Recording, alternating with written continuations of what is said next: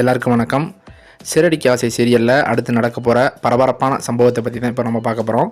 அதாவது என்னென்னா, நம்ம முத்துவும் மீனாவும் சேர்ந்து பண்ணுற இந்த சிஐடி வேலையால் ஆக மொத்தத்தில் ரோஹிணிக்கு சரியான ஆப்பு சீக்கிரமே வந்துருங்கிறது தான் தெரியுது.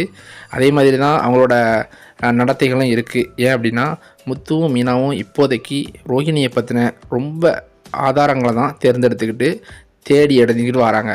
அதனால் ரோஹிணிக்கு ரொம்பவும் பதட்டம் கொடுக்குது. வீட்லேயும் இருக்கும்போதும் வேலைக்கு போகிற இடத்துலையும் சரி, ரோஹிணிக்கு ஒரு டென்ஷனாகவே தான் இருக்கிறா.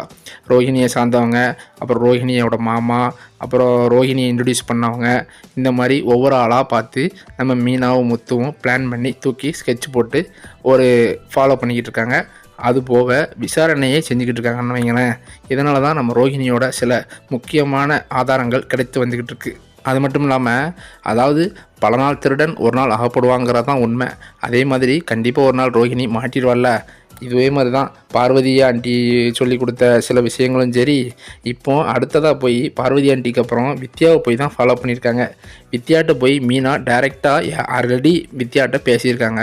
ஆனால் இப்போவும் போய் நேற்று என்ன பண்ணிட்டாங்க அப்படின்னா, வித்யாட்ட போய் ரோஹிணியை பற்றின ஒவ்வொரு விஷயமாக கேட்குறாங்க. வித்யா அது ஒரு லூஸு மாதிரி ஊழமுக்கு வித்யா பழைய கதையை பூரா மாற்றி மாற்றி உளருது. நம்ம ரோஹிணியை பற்றின விஷயத்த முன்னாடி நம்ம மீனாட்ட சொன்ன விஷயங்களை அப்படியே உல்ட்டாவாக மாற்றி மாற்றி மாற்றி மாற்றி சொல்லுது.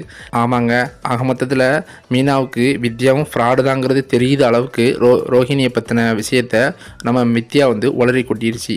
எப்படி அப்படின்னா, அதாவது ரோஹிணி உங்களுக்கு எவ்வளோ நாள் பழக்கம், நீங்கள் எப்போவுமே இருந்து தெரியும் அப்படின்னு கேட்டால், முன்னாடி என்ன சொல்லியிருக்கு வித்யா, நாங்கள் 2 பேரும் 7-8 வயசுலேருந்து எனக்கு தெரியும் அப்படின்னு சொல்லியிருந்திருக்கு. ஆனால் இப்போ என்ன பண்ணிட்டு தெரியுமா வித்யா, அதாவது எனக்கு அவளுக்கு காலேஜிலேருந்து தான் அவளை எனக்கு தெரியும் அப்படின்னு சொன்னதும் நம்ம மீனாவுக்கு பயங்கர சாக்கு. அதுக்கப்புறம் இல்லையே உங்களுக்கு சின்ன பிள்ளையில தெரியும் சொன்னீங்களே அப்படின்னு சொல்லி கேட்டதுக்கு அவள் சொல்கிறா, இல்லையே அது வேற ரோஹிணி, இது வேற ரோஹிணி, அந்த ரோஹிணியா அந்த ரோஹிணியான்ற 2 பேர் ரோஹிணிக்குள்ளே எனக்கு பழக்கமும் ஞாபகங்களும் மெர்ஜாகி குழம்பிடுச்சு மீனா, வேற ஒன்றும் இல்லை அப்படின்னு உளறிடுச்சு. அப்புறம் பார்த்தா உங்கள் அப்பா எங்கள் ஊரில் இருக்காங்க அப்படின்னதும், எங்கள் அப்பா தஞ்சாவூரில் இருக்காங்க அப்படின்னு சொல்லுதா வித்யா.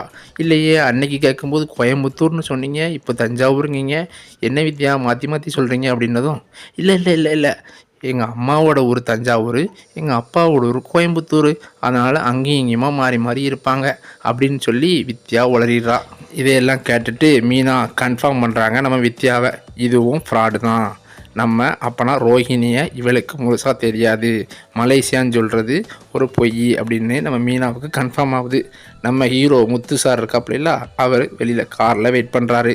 நம்ம மீனா வித்யாவை விட்டு வெளியில் போய் முத்துவை பார்க்குறா. முத்துவை பார்த்து சொல்லவும் முத்து சொல்கிறாரு, பாத்தியா மீனா, இதுவும் சரியான ஃப்ராடு தான். வித்யாவும் அவள் கூட சேர்ந்துட்டு கல்லாளித்தனம் பண்ணிக்கிட்டு அலைதா. இப்படியே போய்கிட்டு இருந்தா ரோஹிணி கூட பழகினவங்க எல்லாருமே ஃப்ராடாக தான் இருப்பாங்க போலையே. ஃப்ராடு கூட சேர்ந்தா ஃப்ராடாக தான் ஆவாங்கன்ற மாதிரி ரோஹிணி கூட சேர்ந்த எல்லாருமே ஃப்ராடு தான்.